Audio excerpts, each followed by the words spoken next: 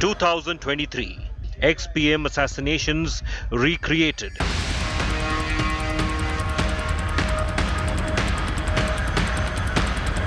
Tableau of assassination paraded in Canada.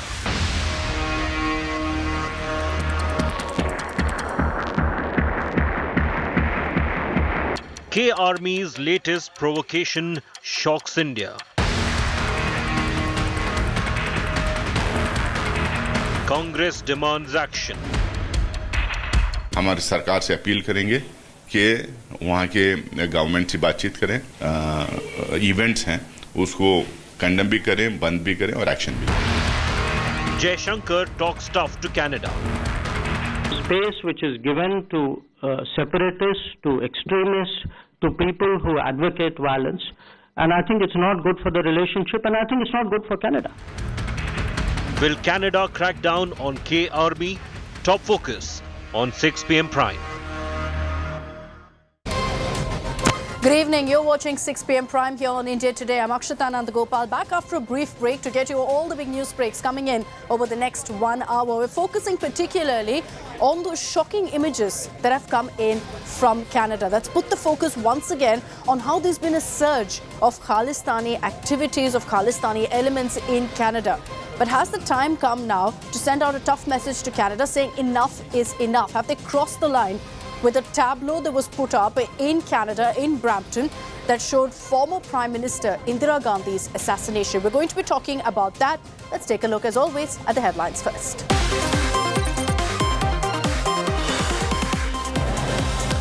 Gory details emerge in Mumbai murder. Eyewitnesses saw 3 buckets full of body parts. 52-year-old Manoj boiled body parts of his live-in partner. Ghaziabad online conversion racket gets murkier. Minors shown Zakir Naik videos to be radicalized. Sensational chats also emerge. Jaishankar lashes out, says India can't understand why Canada gives space to separatists and extremists. Congress condemns Indira Gandhi assassination tableau in Canada. China sets military infra across Uttarakhand. Super-fast infra build-up by China yet again. After Ladakh and Arunachal, is Uttarakhand next? Air India to refund all passengers after Delhi San Francisco flight was diverted to Russia. Passengers, remember, were stranded for over 56 hours after a technical issue in one of the engines. And the man behind the worldwide rage of ChatGPT, CEO of OpenAI, Sam Altman, meets Prime Minister Modi, speaks exclusively to India Today, says ChatGPT is the least trustworthy on this planet.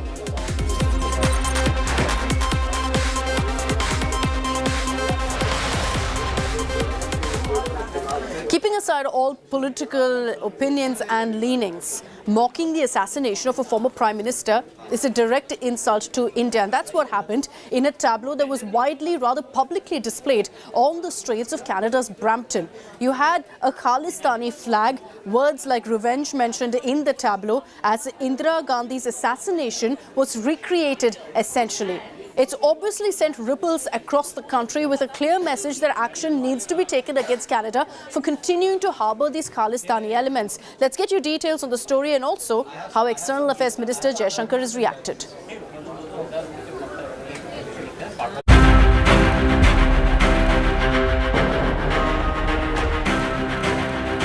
2 days before the 39th anniversary of Operation Blue Star, on June 4th, a city in Canada witnessed a vulgar celebration of the assassination of Prime Minister Indira Gandhi in 1984. Unrestricted by Canadian authorities, the Khalistani supporters carried out a 5-kilometer-long parade in Brampton. The images are viral on social media. External Affairs Minister Jaishankar has condemned Canada's tolerance of pro-Khalistan elements. I think there's a bigger issue involved. We are at a loss to understand, other than the requirements of vote bank politics, why anybody would do this. Because if you look at their history, I mean, you would imagine that they learn by the history and they wouldn't like to repeat that history. I think there is a larger underlying issue about the space which is given to separatists, to extremists, to people who advocate violence. And I think it's not good for the relationship, and I think it's not good for Canada. The Congress has urged the Narendra Modi government to take up the matter strongly with Canadian authorities. आज इतने सालों के बाद ये दोबारा इस तरह से करना, तो ये सिर्फ कंडम करने की बात नहीं, लेकिन उसके साथ में ये है कि हम हमारी सरकार से अपील करेंगे कि वहाँ के गवर्नमेंट से बातचीत करें, वहाँ के ऑर्गेनाइजेशन से बातचीत करें और इस तरीके के जो इवेंट्स हैं उसको कंडम भी करें, बंद भी करें और एक्शन भी. The Indian High Commission in Ottawa has already sent a formal note to the Justin Trudeau government. Canadian High Commissioner to India Cameron McKay has tweeted he's appalled by the event that took place in Brampton. The envoy said there is no place for hate or glorification of violence in Canada. The fine words and sentiments apart, it is fact that Canada has tolerated Khalistani provocations against India for a long time. It is time now for the Canadian authorities to walk the talk. Bureau Report, India Today. And joining us here on 6 p.m. Prime here on India Today is Mr. Milind Deora, former Union Minister, Congress leader. Mr. Milind Deora, good evening. I saw your tweet, the reaction that you put out this morning with the footage that emerged from Canada. And I suspect, sir, that your reaction doesn't come from being a Congress leader, but from being an Indian and seeing, you know, a former Prime Minister's assassination being mocked in this manner. Absolutely. My reaction came from frankly, from two parts. One is it came from a place where, as a child growing up, I was fortunate enough to have met Indira Gandhi ji many times. She was someone who was extremely close to my father. It did bother me at a personal level to see that her assassination is being celebrated in this extremely crude way. But the primary sort of reason and provocation for me was that as an Indian, we are witnessing extremists in another country celebrating, commemorating a former Prime Minister's assassination. And that to me is extremely worrying. It's extremely appalling. It's disgusting, frankly. And I do welcome the External Affairs Minister's statements. I think he has made very strong remarks. But I do believe that the government must take this up at the highest levels.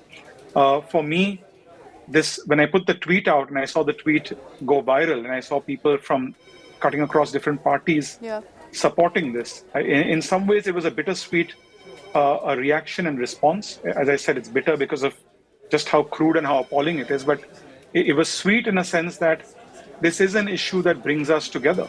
And this is something that could have happened to another Prime Minister, another former head of state from India cutting across another party. And if there was a Prime Minister of the BJP of another party who had been assassinated, who had been martyred for India, and whose death and assassination was being celebrated in another country, I know that I would have gone out and supported that government and that party's wanting to express their displeasure to that nation. So these are issues which I think we have to rise above politics. These are issues of India's sovereignty. These are issues of protecting our image as the world's largest, most diverse, most robust democracy. And I was glad to see the statement from the Minister of External Affairs. You know, I will say that it's good to see that, you know, the political leanings aside, everyone has come together, as you pointed, Milind, to condemn this kind of a public display of celebration or glorification of sorts of a former Prime Minister's assassination. You mentioned that you welcome the External Affairs Minister's statement on this, Mr. Jaishankar's statement on this. But do you believe that the government also needs to send out a tougher message to Canada? We've issued some very strong objections in the recent past as well, because we've seen several such, you know, provocations by Khalistani groups based in Canada. But nothing's really changing on the ground. Absolutely. I think that the Indian government has to do much more to weed out these extremists in Canada. The foreign minister making a statement is certainly a welcome development, but there's much more that the Indian High Commission in Canada can do. I did see that the Canadian envoy to India condemned this incident. But look, today there's an incident of extremists from a particular community in a particular country. Tomorrow it could be another issue. For me, what is far more paramount is not just to make it about Canada or Khalistanis. It's really about India's Prime Minister. When India's Prime Minister is slammed, when India's Prime Minister is a person who has been martyred, the martyrdom is celebrated, this is something we have to come together. We shouldn't forget that Indira Gandhi was also respected by people cutting across party lines. Very In fact, true. the former Prime Minister of India, the first BJP Prime Minister, Atal Bihari Vajpayee ji, called her Durga. So these are things where we must unite and we must condemn universally and ensure that action is taken in a united manner. These are things which are about, as I said, about India's national sovereignty, its identity. Yeah. And this government's statement is a welcome step. But certainly, I do agree with you. The Indian government has to do more to express its displeasure to the Canadian government and to work with the Canadian government to weed out these elements and these extremist fringe elements once and for all from the country. You know, we've seen a lot of statements that have come in from the Canadian government in the past as well, when we've seen, incidents of vandalization, incidents of clear provocation for Indians itself. But having said that, Milind, this Khalistani surge that we're witnessing in, let's say, Canada, in an Australia or a United Kingdom, do you believe it poses a serious threat to us here in India as well? Look, I'm somebody who believes that extremism of any kind poses a threat to the country where that extremism is being encouraged. I have never in my politics encouraged extremism. I've always criticized extremism, regardless of which community it belongs to. I do agree with the foreign minister's statements that not only is extremism in Canada bad for Indo-Canadian relationships, ultimately it's going to come back and bite Canada. When Pakistan encouraged extremism and grew extremism, facilitated terrorism, we've seen what happens. True. So, in my opinion, that is a good statement. But yes, there has to be a more systemic, institutional way of working between the Indian government, between the Canadian government, between any government. As I mentioned, today it could be one issue, one community, one country. Tomorrow it could be another country. And I think that this is a good development where, despite a very hostile political environment, where Indian political parties are always criticizing each other and very rarely being able to find common ground, this is an example of common ground, where if you celebrate the martyrdom of an Indian Prime Minister, regardless of which party he or she belongs to, we will criticize you. We will express our displeasure. We will unite. And that is India's greatest strength. That when we come together, we can put our politics aside and we can represent India to the best of our abilities. Very, very well put. And I'm glad to see that today, politics aside, everyone's coming together to condemn what's happened in Canada. Thank you very much, Milind Deora, for joining us here in India today. You've been very open and also appreciating what the External Affairs Minister has said. So you've got a Congress leader making it very clear that this is beyond politics.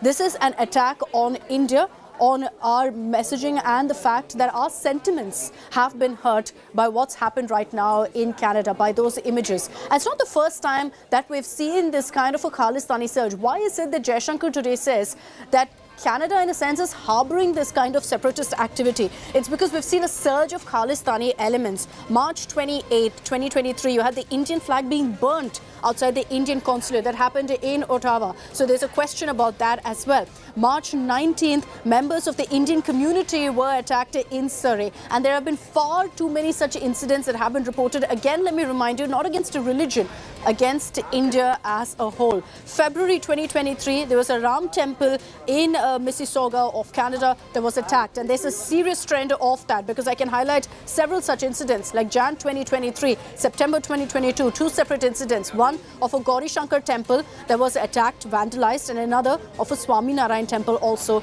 that was vandalized. In July 2022, a Gandhi statue was vandalized in Richmond Hill of Canada. And again in September 2021, the same temple that was attacked in September 2022. A year later in Toronto, the Swami Narayan temple faced another vandalism attack.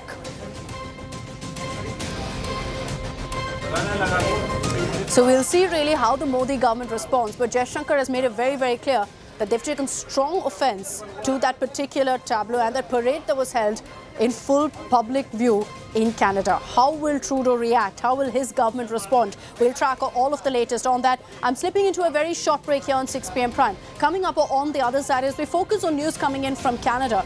Worrying story of over 700 students, Indian students, who faced deportation after they were victims of a scam. We'll get your voices from the ground. Some of those aggrieved students speak to us in just a bit. These are victims.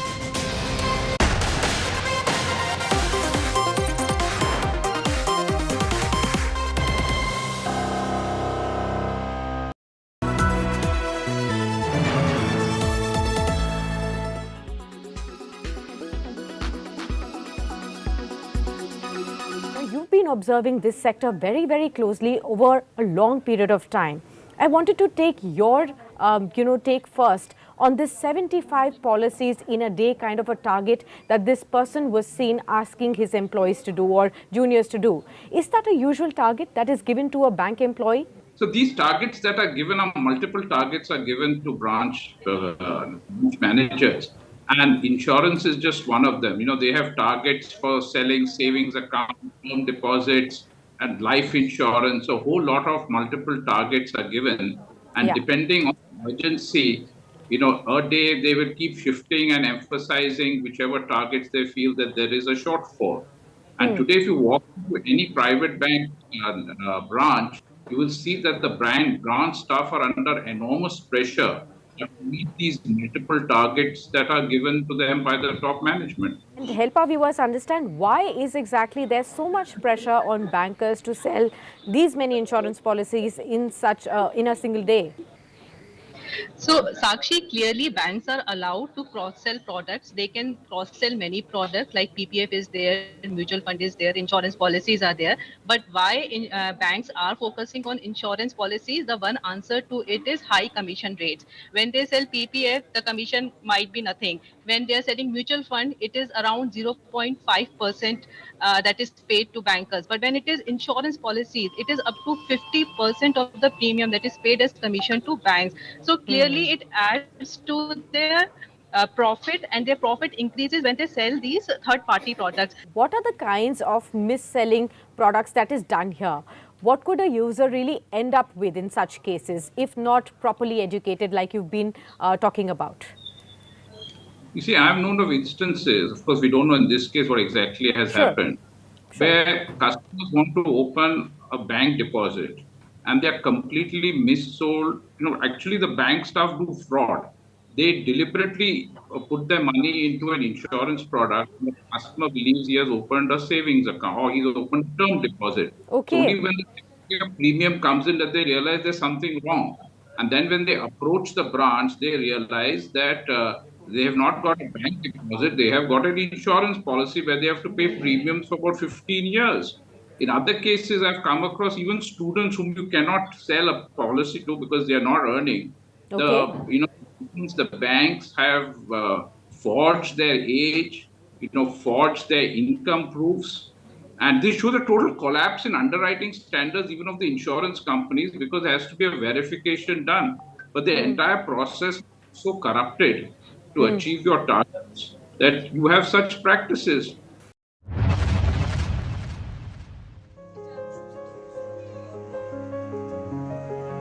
Shreya Saha's family is celebrating.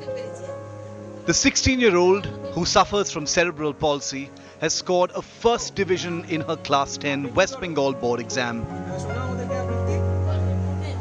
She scored 502 marks, though she was never able to attend school every day due to her health condition. उसको छोटा से ही जन्म से ही इसे problem थी। चलने फिरने में प्रॉब्लम? चलने फिरने तो पूरा ही प्रॉब्लम है उसको। 4 days तो जाती ही थी, हफ्ता में जाते हैं। उसको कोई दिक्कत होता था? नहीं, कोई दिक्कत नहीं होता था। वो व्हील चेयर में ही चल जाती है, उसमें ही बैठ के स्कूल का अंदर क्लासरूम में वहीं बैठ के वहीं क्लास करती थी। Shreya says she wants to study hard and make her parents proud. তো এই ফার্স্ট ক্লাস পাওয়ার জন্য কতক্ষণ পড়াশোনা করতে? মা যতক্ষণ পড়াতো, সময় পেত মা যতক্ষণ তখনই পড়তো। আচ্ছা, এই ক্লাস 10 তো হয়ে গেল, এবার এরপরে কি পড়াশোনা করবে? আর্টস নিয়ে পড়বো। আর্টস নিয়ে পড়বে। A local councillor has promised to fund Shreya's further studies. हाँ, हम लोगों ने किया है, शशिदी आई थी, वो खुद इनको एक चेक दे के गई हैं। हाँ। सरकार के हिसाब से या फिर? नहीं, वो अपने पर्सनल, अभी तो वो पर्सनल अपने हिसाब से दे के गई हैं। हम लोग दोनों ने मिलके ही वो काम किया है, तो हम लोग सब समय हैं और रहेंगे, जो भी इनको जरूरत पड़ेगी उस समय उनके साथ में। Shreya now aims to do better in the higher secondary examinations. From here, it's uphill for Shreya and the family, as the next target is that she will repeat her glory in the class 12 examinations and from there lead a better life. With camera person Kiranjit, this is Suryagni Roy for India Today, Kolkata.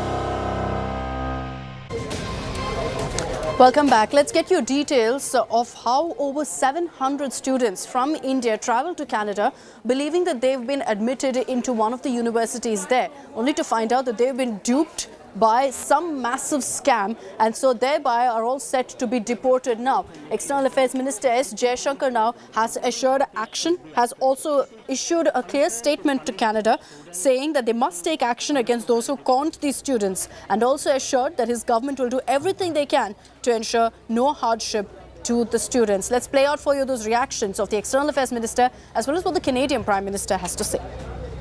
The Minister of Immigration himself. Our point is that, look, the students studied in good faith. You know, if there were people who misled them, the people who misled them, the culpable parties should be acted against. It is unfair to punish a student who undertook their education in good faith. I think yesterday the Canadian Prime Minister also kind of made a statement in the House of Commons there, and the minister also tweeted something, and they have also been talking to our High Commission out there. I think the Canadians also accept that, you know, it would be unfair if any, you know, if a student has done no wrong, they accept the idea that, you know, they have to find some solution for it. So we will continue to press, and I would very much hope that the Canadian system is fair in that regard. Question is to the Prime Minister. Will the Prime Minister stay the deportation of all these students that are impacted and provide a pathway to permanent residency for these students? Honourable Prime Minister. Mr. Speaker, we are deeply aware of cases of international students facing removal orders over fraudulent college acceptance letters. To be clear, our focus is on identifying the culprits, not penalizing the victims. Victims of fraud will have an opportunity to demonstrate their situation and present evidence to support their case. We recognize the immense contributions international students bring to our country, and we remain committed to supporting victims of fraud as we evaluate each case. And joining us now is Chamandeep Singh, who is one of those students who's been duped, who's struggling, doesn't know what his future looks like, and he's been on a protest along with several other such stranded Indian students. He joins us live from Brampton. Chamandeep, take us through exactly what happened with you, and do you have details of who this person is who's duped you and so many other students? When we were in India, so as a normal student, we went to an immigration consultant named Brajesh Mishra. So, you know, everything was good in my file. Like, there was like, I got 7 bands, and even my academics, everything was good. We went to him, he told me, okay, I'll help you to get the Canadian study visa. So, you know, there was like nothing fishy in that. So, he applied, I came here, everything goes good. I got visa, I came to the airport, I got the study permit, everything was good. When I came to Canada, after maybe, 2-3 days, he called me, don't go to college. Your seats are full over there in the college. He is not able to hold the seat. So what he's going to do is maybe try to rebook the seat in the same college, or he will find another college. So like I was already in Canada at that time, so I asked my friends who live with me. So they told me it's totally fine to change the college in Canada. Okay, I told him, okay, you're good to go. You can change my college. He also told me he will help me to get the fees refunded from the college. So So when was that exact moment, Chamandeep, that you realized that, there's something that's not right here? You were already in Canada from what you tell us, but how did you realize that, you've been scammed and conned in this manner? After that, I changed my college. He, transferred all my fees to my account, and I completed my studies. I got my work permit, and after 3-4 years, I got the letter from CBSA saying your offer letter when you show at the airport was a fraudulent. So then only I came to know, okay, this happened to me. Only that time I got to know that, okay, this has happened to me. I tried to contact my agent at that time. At first, my father went to the agent, that immigration agent called Jaishankar. My father went to him. He told my father, oh, nothing is wrong in this. They just, they have sent the letter by mistake. There will be 2-3 hearings and everything will be good.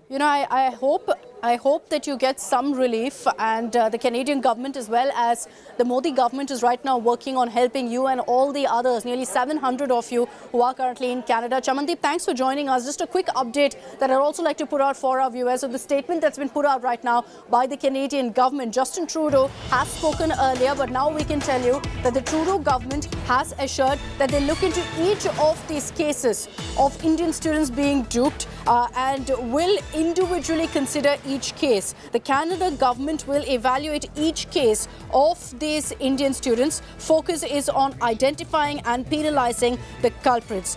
Trudeau has said that we remain committed to supporting the victims of fraud as we evaluate each case. So the students right now will be hopeful that this means some relief for them. The Canadian government has said we recognize how troubling this could be for the 700 odd students who are currently in Canada facing deportation. So they say we'll get to the bottom of this. We'll also evaluate each case.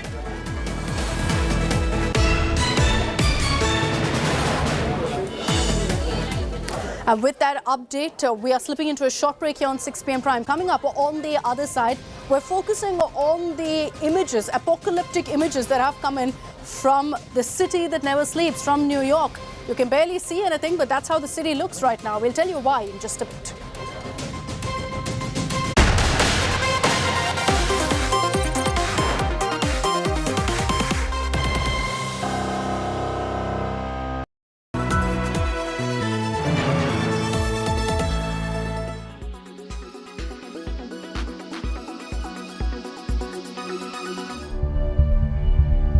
The Siddaramaiah government in Karnataka will reverse school textbook revisions made during the BJP regime. The state government will form a special panel to oversee the process. The Grand Old Party has accused the BJP of twisting historical facts and events, but added that the changes in the syllabus will be made on the recommendations of an expert committee.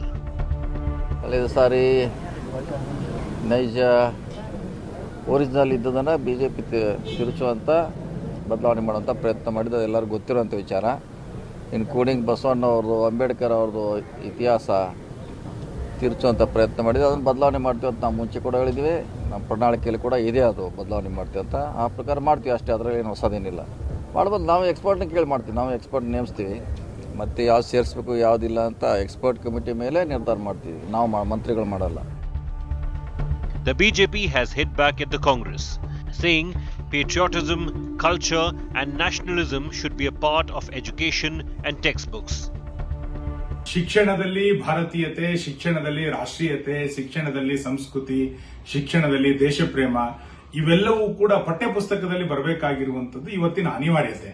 ಬಹುಶಃ ಸಿದ್ದರಾಮಯ್ಯನವರಿಗೆ ನಾನು ಕೇಳಲಿಕ್ಕೆ ಇಷ್ಟಪಡ್ತೇನೆ, ನಿಮಗೆ ಇವತ್ತು 2ನೇ ಬಾರಿ ಮುಖ್ಯಮಂತ್ರಿಯನ್ನ ಕೊಟ್ಟಂತ ಗಾಂಧಿ ಕುಟುಂಬವನ್ನ ಮೆಚ್ಚಿಸ್ಲಿಕ್ಕೋಸ್ಕರ ನೀವು ಮತ್ತೊಮ್ಮೆ ರಾಜ್ಯದಲ್ಲಿ ಮೆಕಾಲೆ ಶಿಕ್ಷಣವನ್ನ ಅಥವಾ ಗಾಂಧಿ ಕುಟುಂಬದ ಪ್ರೇರಿತ ಶಿಕ್ಷಣವನ್ನ ಕರ್ನಾಟಕದ ಶಿಕ್ಷಣ ವ್ಯವಸ್ಥೆಯಲ್ಲಿ ರೂಪಿಸಲಿಕ್ಕೆ ಹೊರಟಿರುವಂತದ್ದು ಅತ್ಯಂತ ದುರದೃಷ್ಟಕರವಾದಂತಹ ಸಂಗತಿ.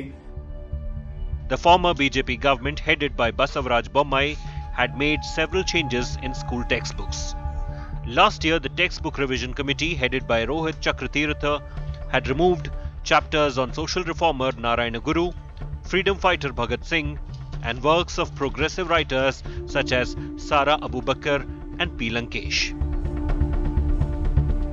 The committee drew flag for including chapters on RSS founder K.B. Hedgewar and the works of right-wing ideologues such as Chakravarti Sulibele, Govind Pai and Bananje Govindacharya.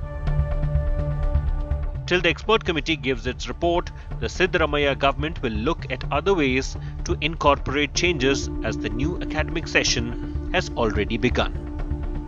Bureau Report, India Today.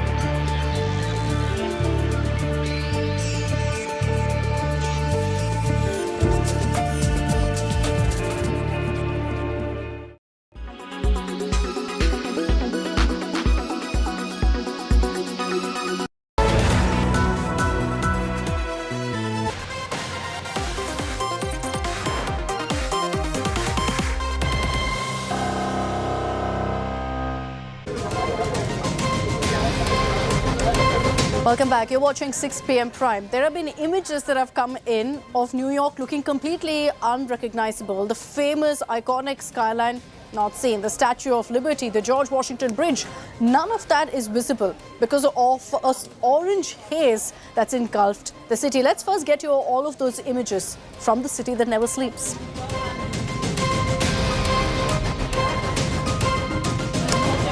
New York's famous skyline, usually visible for miles, appeared to vanish in a veil of smoke, which some residents also said made them feel unwell. The George Washington Bridge, a well-known landmark connecting New York and New Jersey, was obscured by a heavy haze of smog in New York City. Authorities have issued advisories as a result of the considerable deterioration in the air quality. Somewhere in the image you see on your screens is the Statue of Liberty, a sight to behold. It's barely visible right now in the city. Another iconic landmark of New York, the Empire State Building, barely visible due to the smog wafting all over northern US states that are essentially close to Canada. New Yorkers are struggling while they continue with normal life, biking or walking around Times Square beneath an orange sky. Many of them complained that this is leading to serious health problems.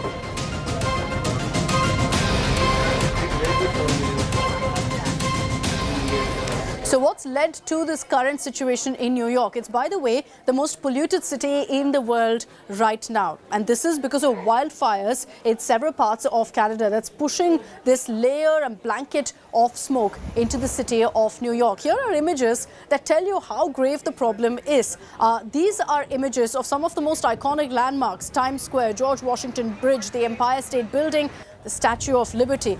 This is how it usually looks, all of these famous, world-famous landmarks, and now you can barely even see them. And New Yorkers are concerned about how long the situation will continue because there's an orange layer, as you can see there on your screens, that's engulfed all of New York.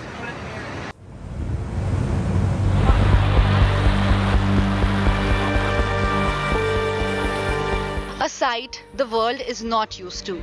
New York under a cover of smoke. America's financial capital was the most polluted city on Wednesday as thick smoke poured from Canada's devastating wildfires, throwing a smog screen across the eastern states of the US. New York City's air quality entered the very unhealthy territory, promoting the governor to announce distribution of 1 million N95 masks. Flights were halted, shows cancelled. Outdoor activities at schools stopped, and citizens advised to stay indoors. It has an immediate impact on people's health. Irritation to the eyes, the nose, breathing, coughing, and even shortness of breath. So our message right now is going to be reiterated multiple times because it is simply stay indoors. Also, to protect people, we believe that the N95 mask is an important way that people can stop the air particles from getting into their lungs. That is why I'm announcing we are making available 1 million N95 masks. At one point, New York's air quality index went above 350, which is considered hazardous. In comparison, the AQI of Delhi, one of the most polluted cities of the world, was just 100, which is considered satisfactory. At least 13 US states have issued air quality alerts. Experts have warned that the situation will remain critical for several days to come. Canada is recording its worst wildfire season, with over 6.7 million acres already scorched. There are more than 400 wildfires currently burning across Canada. Though wildfires are a common phenomenon in Canada, experts suggest that climate change is making them more deadly. If direction of winds don't change, American cities could be staring at a long spell of pollution. Bureau Report, India Today. So New York City is currently the most polluted city in the world. Let's take you through the air quality index, something we focus on usually because of the national capital, because of Delhi. But right now, New York has beaten Delhi. You can see that the AQI currently is at 212. And as we get you those latest figures, let's tell you about the live tracker. Now from New York, let's focus on Delhi, the national capital, where currently the AQI is much lower. And before that, let's show you Toronto. It's at 78, which is in the poor category. Toronto also slipped into the very poor air quality level, but it's not as bad as several parts of Northern America. New Delhi, the AQI is at 142 at the unhealthy level. So you saw clearly that New York is in 200 plus, hovering between the very unhealthy to hazardous level, which is why it's now the most polluted city in the world. Let's run you through some of the other parts of America as well, because it isn't just New York. Places like Detroit as well have seen a huge surge in pollutants in the air. The AQI currently at unhealthy at 121 particulate matter. Now let's also tell you about Baghdad in Iraq, because that's also part of some of the most polluted cities in the world. It usually makes it in the top 10. Right now the air quality is at 51, which means it's poor. You can see clearly that Detroit, New York are far worse than right now here in the national capital, or usually some of the most polluted parts of the country.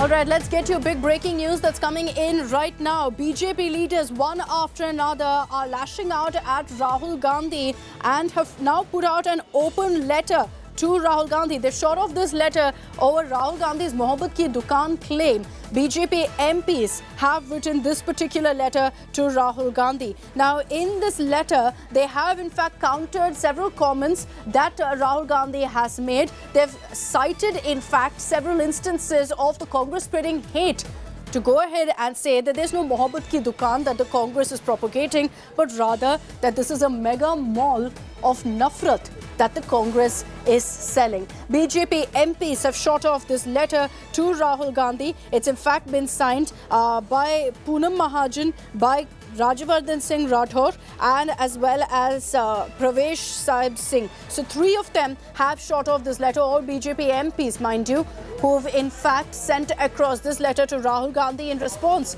to his comment and his claim that the Congress spreads love, that the Congress is a Mohabbat Ki Dukaan. And BJP has said that the Congress has repeatedly resorted to spreading hate. And in this 3-page letter that they've now put out, it's essentially an open-page letter that they've sent off to Rahul Gandhi. They've gone ahead and cited instances to say this is, how Congress is resorting to political mohabbat but spreading nafrat on the streets of the country.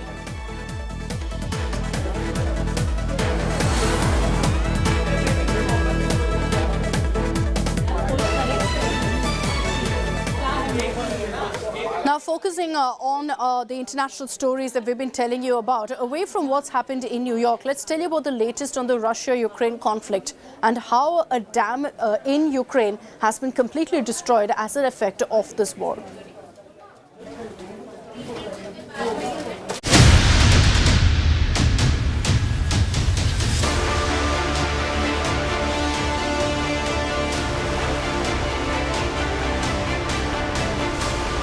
A dam collapse in Russian-occupied southern Ukraine has triggered massive floods, adding to the troubles of an already war-ravaged nation.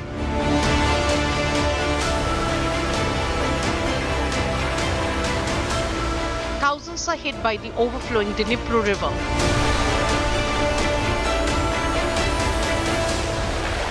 Residents in Kherson and other downstream areas waded through flooded streets, carrying their belongings and helping others move to safer zones. Rescuers used rubber boats to search areas where the waters reached above head level. With homes, streets and businesses flooded, authorities expressed concerns about drinking water supplies. First of all, wherever necessary, we will bring drinking water with cisterns of the Ukrainian railways and with cars. This operation is already ongoing. About wells, we believe that the military-civilian administrations need to do this as fast as possible. The government made all necessary decisions for it yesterday. The funds have been allocated.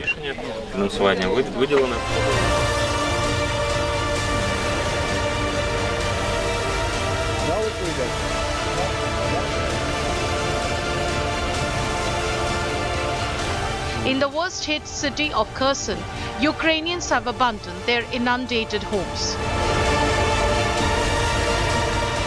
Ambulances were stationed on drier ground to help the injured as thousands moved out. Fish were found dead in the Kharkovka reservoir. Videos show dead fish lining the banks of the reservoir. Volunteers were seen evacuating dogs and cats. Ukrainian President Volodymyr Zelensky described the bursting of the Kharkovka Dam an environmental bomb of mass destruction. The whole world will know about this Russian war crime. Such deliberate destruction by the Russian occupiers of the dam and other structures of the HPP is an environmental bomb of mass destruction. The Attorney General has already appealed to the Office of the Prosecutor of the International Criminal Court to involve international justice in the investigation of the dam explosion. Kherson's governor claimed more than 1,400 people have been evacuated from the flooded areas. There wasn't any extraordinary events registered last night. The intensity of flooding is slowing, but because of the substantial damage of the dam, the water is still coming. According to our prognosis, the water level will increase for around a meter during up to 20 hours. 1,852 houses are flooded at the right bank of the Kherson region. Ukraine has accused Russian forces of blowing up the Kharkovka Dam. Meanwhile, Russian officials blamed Ukrainian bombardment in the contested area where the river separates the two sides for the mishap. Bureau Report, India Today.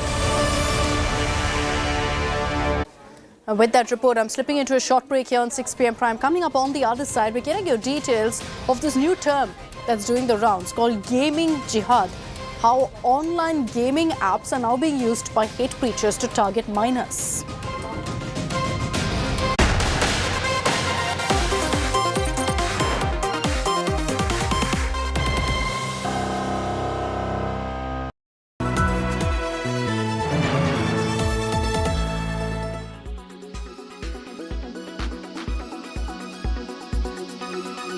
All right, Chetan, thanks so much for joining us with all the latest on Elon Musk and Tesla.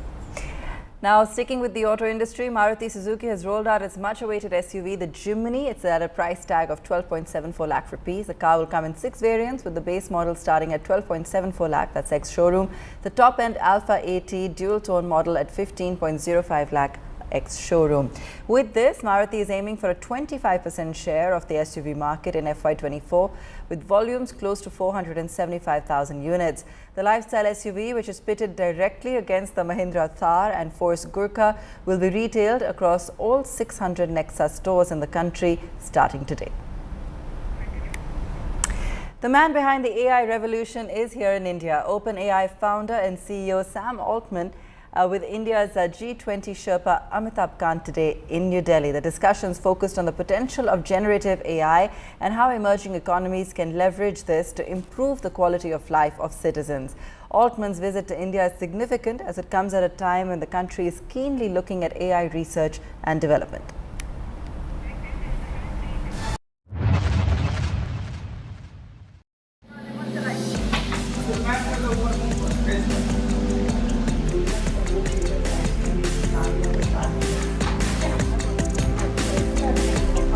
A bold experiment in women's empowerment. A self-help group led by the Panchayat head of Dawa village in Bihar's Bhojpur district has set up a plant to manufacture sanitary napkins. They are not only providing sanitary pads at a low cost to women in rural areas, but also creating employment opportunities for women. ये जो योजना है ये हम लोगों ने basically उस वक्त शुरू किया जब कोरोना का दौर चल रहा था, तो ये चीज़ समझा गया कि बाहर जो हमारे यहाँ से महिलाएं जा रही हैं उन लोगों को यहाँ रोका जाए और कुछ ना कुछ एक सोर्स ऑफ अर्निंग बनाई जाए। और हम लोग कोशिश कर रहे हैं कि ज़्यादा से ज़्यादा औरतों को सैनिटरी जो शब्द है उससे परिचित करवाएं और मेंस्ट्रुएशन साइकिल में जो हम सैनिटरी का यूज़ करते हैं उसकी उनको आदत डलवाएं। The women go door to door selling sanitary napkins. They spread awareness among villagers about menstrual hygiene. जो बच्ची किशोरियां हैं वो लेना नहीं जानती थी पहले, जिसे उनके माँ बाप यूज नहीं कराते थे उसके, क्योंकि महिलाओं को जानकारी नहीं था। तो इसलिए बच्ची बोलती है तो क्या है, जो आज के डेट में किशोरी बच्ची स्कूल पढ़ रही हैं, इसी की वजह से बाल किशोरी को पता चलता है कि ये पीरियड आने पर सबसे अच्छा महत्वपूर्ण सैनिटरी पैड है। The unit in Dawa makes 4,000 to 5,000 sanitary pads a day. Their product, branded as Sangini, is available in markets in villages and towns in the district. Bureau Report, India Today.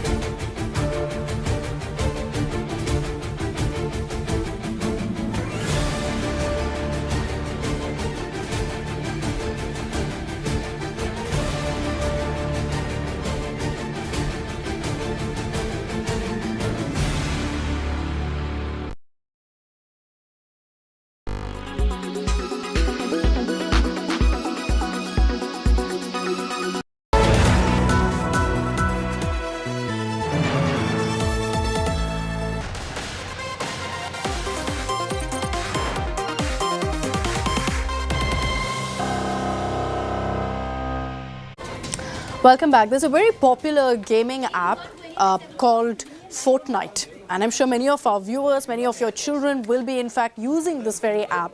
It's now come to light. The Uttar Pradesh police has confirmed that it was on this app that there were several accused spreading messages from hate preachers from the likes of Zakir Naik. Their videos were being shared. There were attempts to radicalize minors, and there were 4 minors who were also victims who were radicalized using these apps. Wave access details the modus operandi. We get you those details in our next report.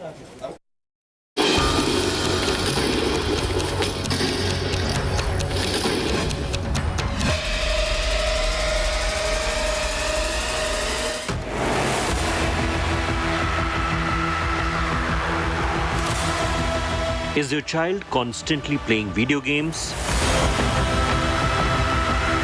Is your child addicted to online gaming? Does he or she play Fortnite? Here's an SOS sent out now by the UP police.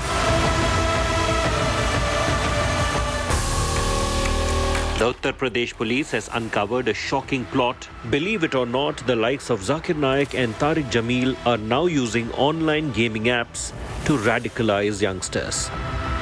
The immensely popular online gaming app Fortnite is being used to target young children for religious conversion.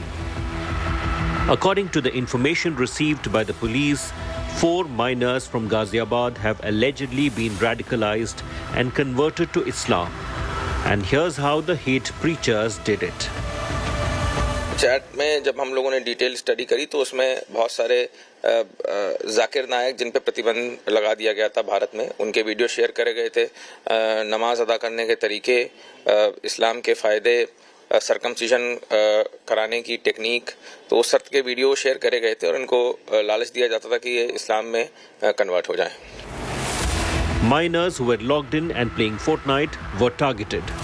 If they lost, they would be asked to recite the Quran, and then, if they won the game, they would be convinced it was because of the prayer chant. Kids were made to watch Islamic videos, particularly those of hardliners like Tariq Jamil, and they were even asked to visit mosques and offer prayers. Protest broke out over this brazen conversion racket as right-wing groups hit the streets of Ghaziabad demanding action.